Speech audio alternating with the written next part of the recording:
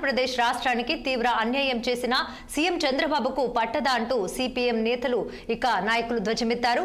అనంతపురం జిల్లా నగరంలోని tower clock సమీపంలో బొచ్చెలు చేతపట్టుకుని నిరసన తెలిపారు.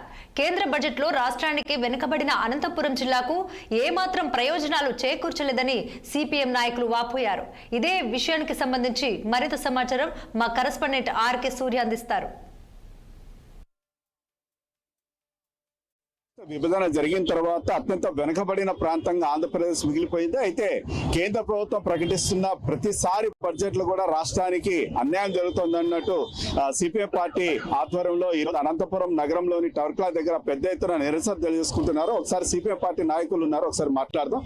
నాకు చెప్పండి, ఎందుకు కేంద్ర ప్రభుత్వము ఆంధ్రప్రదేశ్ రాష్ట్రానికి బడ్జెట్ కేటాయించడంలో చాలా ఆలోచనలు చేస్తోంది, రాష్ట్ర ప్రభుత్వం కూడా అడగలేకపోతుంది, ఏంటి కారణం ఏంటి? మొదటి విషయం 53,47,000 కోట్లతో ఈ బడ్జెట్ ప్రవేశపెట్టారు. సహజంగానే ఈ బడ్జెట్కు వచ్చే వనరులలో 14-15 లక్షల కోట్లు పరోక్ష పన్నులు వస్తున్నాయి. ఈ పరోక్ష పన్నులతో పాటు కార్పొరేట్ ట్యాక్స్లు ఇలాంటివన్నీ కూడా దాదాపు దక్షిణాది రాష్ట్రాల నుంచి ఎక్కువ ఓటా ఉంటా ఉంది. ఎవరైనా ఊహించేది ఏమిటనంటే ఎక్కడి నుంచి ఆదాయం వస్తుందో ఆ ప్రాంతాల్లో కొంత ఖర్చు ఎక్కువ, కేటాయింపులు ఎక్కువ ఉండాలని కోరుకుంటాం. దాంతో పాటు మోడీ గారు ఇటీవల కాలంలో 2 ప్రాంతాలకు వచ్చారు. ఒకటి అమరావతికి వచ్చారు, అలాగనే కర్నూలు జిల్లాకు వచ్చారు, చాలా మాట్లాడారు. చంద్రబాబు నాయుడు గారు కూడా నేను ఈ ప్రభుత్వాన్ని నిలబెడుతున్నాను, మోడీ గారు లాంటి మంచివారి అసలు ఈ ప్రపంచంలో దొరకట్లేదు, నెహ్రూ కంటే గొప్పోళ్ళు అని చెప్తున్నారు. ఇవన్నీ చూసిన తర్వాత సహజంగానే ఆంధ్ర రాష్ట్ర ప్రజలు ఈ బడ్జెట్ లో కొంతన్న బెటర్ గా ఉంటుందని చూశారు.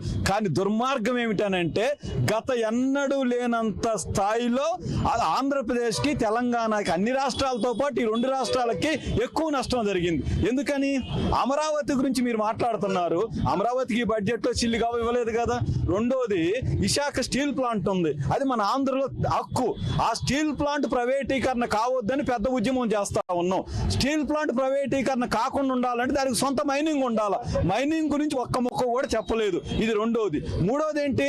పోలవరం ఉంది, అది ఒక జాతీయ ప్రాజెక్టు. విడిపోయినప్పుడే దాని జాతీయ ప్రాజెక్టుకు అంగీకరించారు, దాని ఖర్చునంతా భరిస్తామని చెప్పారు. ఇప్పుడు పోలవరానికి గతంలో 3,000 కోట్లు ఇచ్చి 2,000 కోట్లు ఖర్చు పెట్టారు. ఇప్పుడు 3,000 కోట్లు, దాదాపు 40 నుంచి 50,000 కోట్ల రూపాయల దాకా భూములు కోల్పోయినటువంటి వాళ్ళకి, ఉపాధి కోల్పోయినటువంటి వాళ్ళకి, ముంపుగా ఉన్నటువంటి వాళ్ళకి ప్యాకేజ్ ఇవ్వాలా, ఆ డబ్బు ఏమీ లేదు. దీంతో పాటు ఆంధ్రప్రదేశ్ లో మీరు అన్నట్టు వెనకబడ్డ ప్రాంతాలు ఉన్నాయి, వెనకబడ్డ ప్రాంతాలకి ప్రత్యేక ప్యాకేజీలు ఉండాలా, అవి ఏమి లేవు. అయినా చంద్రబాబు గారు అంటారు టూరిజానికి బూస్టప్ వచ్చిందంట. ఏంటి టూరిజానికి బూస్టప్ అని అంటే 5% ఉన్నది 2% తగ్గించారు. ప్రపంచం అంతా అల్లకల్లోలం అవుతుంటే, ఆర్థిక దిగ్బంధనానికి గురవుతుంటే ఏ టూరిజం పెరిగిద్ది? చంద్రబాబు నాయుడు గారికి మైండ్ ఉందా? కేంద్ర ప్రభుత్వ బడ్జెట్ లో టూరిజం ఓటా ఎంత? 1% కూడా లేదు. రాష్ట్ర ప్రభుత్వ బడ్జెట్ లో టూరిజం ఓటా ఎంత? టూరిజం ద్వారా ఎంత వస్తుంది, ఎంత ఆదాయం వస్తుంది? అసలు జనం దగ్గర డబ్బులు వస్తేనే కదా టూరిజం పెరిగేది. కాబట్టి చంద్రబాబు నాయుడు గారు ఆంధ్రప్రదేశ్ ప్రజలు, అలాగనే తెలుగు ప్రజల యొక్క ఆత్మ గౌరవాన్ని మోడీ గారి పాదాల కింద పెట్టాడు. ఉపాధి హామీ ఈ అనంతపురంలో పెట్టిన చరిత్ర ఉంది. అలాంటి ఉపాధి హామీకి 3 లక్షల కోట్లు ఇవ్వాలంటే 90,000 కోట్లు ఇచ్చారు. అయినా చంద్రబాబు నాయుడు గారు మాట్లాడలేదు. కాబట్టి ఈ బడ్జెట్ నిరుద్యోగాన్ని పెంచిద్ది, ధరలను పెంచిద్ది, అసమానతలు పెంచిద్ది. ఇది కార్పొరేట్ల బడ్జెట్, కంపెనీల బడ్జెట్, విదేశీ తొత్తుల బడ్జెట్ తప్ప జనం బడ్జెట్ కాదు. అందుకే మేము దీన్ని వ్యతిరేకిస్తున్నాము. ఇప్పుడు మన అనంతపురం జిల్లా అన్నది చాలా అత్యంత వెనుకబడిన ప్రాంతం మన ఆంధ్రప్రదేశ్ లోనే. ఇక్కడ 2 ఎంపీలు ఉన్నారు, వాళ్ళు కూడా మాట్లాడలేని పరిస్థితి. గట్టిగా మీరేమన్నా ఎంపీల మీద ఒత్తిడి తీసుకొస్తారా? ఈ అనంతపురం జిల్లా గురించి 2 ఎంపీలకు తెలియని విషయాలు కాదు. అనంతపురం జిల్లాలో ప్రధానంగా ఉద్యాన పంటలు చాలా పండుతున్నాయి. గత సంవత్సరం నుండి చూస్తే ఏ పంటలు కూడా సక్రమైన ధరలు లేవు, పండించినటువంటి పంటలకు రేట్లు లేవు. రేట్లు లేకపోగా మార్కెటింగ్ సదుపాయం కూడా లేదు. ఎంపీలు చాలా మంది చెప్తున్నారు ఇక్కడ నుంచి స్పెషల్ ట్రైన్ వేసి ఢిల్లీకి తీసుకుపోతాం, ఢిల్లీలో బ్రహ్మాండమైన పంటలు పండిస్తాం, బ్రహ్మాండంగా అమ్మి రైతులు లాభాలు వస్తాయని. స్పెషల్ ట్రైన్లు లేదు, అసలు స్పెషల్ ట్రైన్ల గురించి మాట్లాడేవాళ్ళు లేడు. ఇంత అన్యాయంగా అనంతపురం జిల్లాలో ఉన్నటువంటి సెంట్రల్ యూనివర్సిటీకి నిధులు రాకపోతే రాబట్టడంలో విఫలమైనటువంటి ఎంపీలు ఎమ్మెల్యేలు మళ్ళీ వీళ్ళని ఎందుకు ప్రజలు ఎన్నుకున్నారు, వీళ్ళు ఎందుకు అసెంబ్లీకి పోతున్నారు, ఎందుకు పార్లమెంట్కి పోతున్నారు, వీళ్ళు ప్రజలు చెప్పాల్సిన బాధ్యత ఉంది. ఇప్పుడు ఇచ్చినటువంటి డబ్బుల్లో సెంట్రల్ యూనివర్సిటీ గత సంవత్సరంలో ఇచ్చిన డబ్బులు కానీ ఇప్పుడు ఇచ్చిన డబ్బులతో కాంపౌండ్ వాళ్ళు కూడా నిర్మించలేరు. కాంపౌండ్ వాళ్ళు లేకపోతే గతంలో చూసినా మనము అక్కడ ఉన్నటువంటి చదువుకున్నటువంటి అమ్మాయిలకు ఎంత అభద్రతా భావంతో బతుకున్నారో తెలుస్తుంది.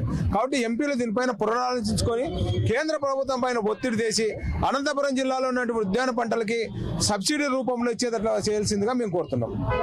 ఓకే, ఇది వీరు చెప్తున్నది. ఏదైతే ఆంధ్రప్రదేశ్ రాష్ట్రంలోనే అత్యంత వెనుకబడిన ప్రాంతం అనంతపురం జిల్లా, ఇక్కడ ఇద్దరు ఎంపీలు ఉన్నా కూడా వాళ్ళు పార్లమెంట్ లో మాట్లాడి నిధులు తేలేకపోతున్నారు. అదే విధంగా రాష్ట్ర విభజన జరిగిన తర్వాత కూడా ఆంధ్రప్రదేశ్ రాష్ట్రంలో అభివృద్ధి అనేది పూర్తిగా ఆగిపోయింది.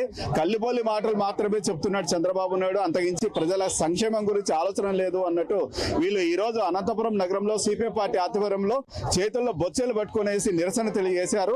ఒకవేళ రాష్ట్ర ప్రభుత్వం కేంద్ర ప్రభుత్వం మా వినతి గనక విని ఆలకించి రాష్ట్రానికి నిధులు రాబోయే బడ్జెట్ లో అయినా సరే మంచిగా గనక కేటాయించకపోతే పెద్దగా పోరాటం చేస్తామంటూ హెచ్చరించడం జరుగుతుంది. కెమెరా పర్సన్ చాంతో ఆర్కే సూర్య, 6 టీవీ, అనంతపురం.